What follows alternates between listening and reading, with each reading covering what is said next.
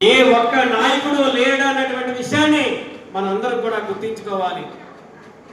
మరి అదే విధంగా ఎవరైతే ఈ బడుగు బలహీన వర్గాలు, కుల వృత్తులు, చేతి వృత్తులు, సంచార జీవితాలు గడుపుతున్నటువంటి వెనుకబడిన తరగతుల కులాలకు చెందినటువంటి మనం మన కోసం, మన బిడ్డల కోసం, భావి తరాల జీవితాల కోసం 2000కు పైగా జీవోలు సంపాదించినటువంటి ఏకైక వ్యక్తి ఆర్ కృష్ణయ్య గారు.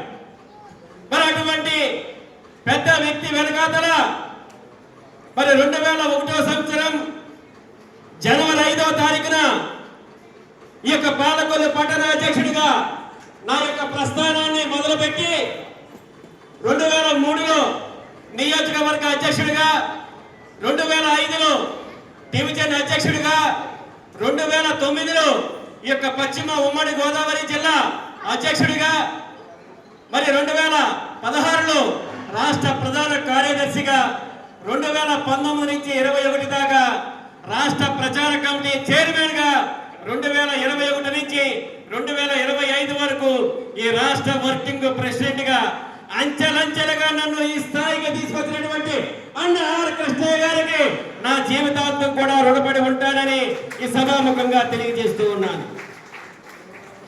ఎందువల్లంటే ఒక వ్యక్తి ఒక పార్టీని నమ్ముతాడు, ఒక వ్యక్తి తన కన్న తల్లిదండ్రులను నమ్ముతాడు, ఒక వ్యక్తి తనగా విద్యాబుద్ధులు నేర్పినటువంటి గురువుని నమ్ముతాడు, ఒక వ్యక్తి తను నమ్మినటువంటి కులాన్ని నమ్ముతాడు.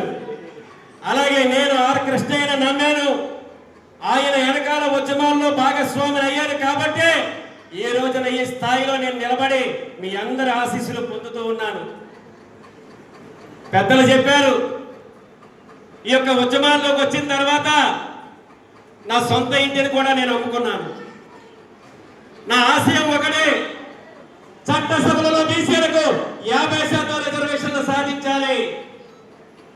మరి ఏదైతే స్థానిక సంస్థల్లో బీసీలకు ఉన్నటువంటి రిజర్వేషన్లను ఏబిసిడీలుగా వర్గీకరణ చేయాలి. ఎందువల్ల చేయాలయ్యా అంటే, ఏలో ఉన్న వాళ్ళు ఏలో పోటీ చేస్తే, బిలో ఉన్న వాళ్ళు బిలో పోటీ చేస్తే, డిలో ఉన్న వాళ్ళు డిలో పోటీ చేస్తే వెనకబాటు తరం అనేది మనమే తరిమి కొడతాం.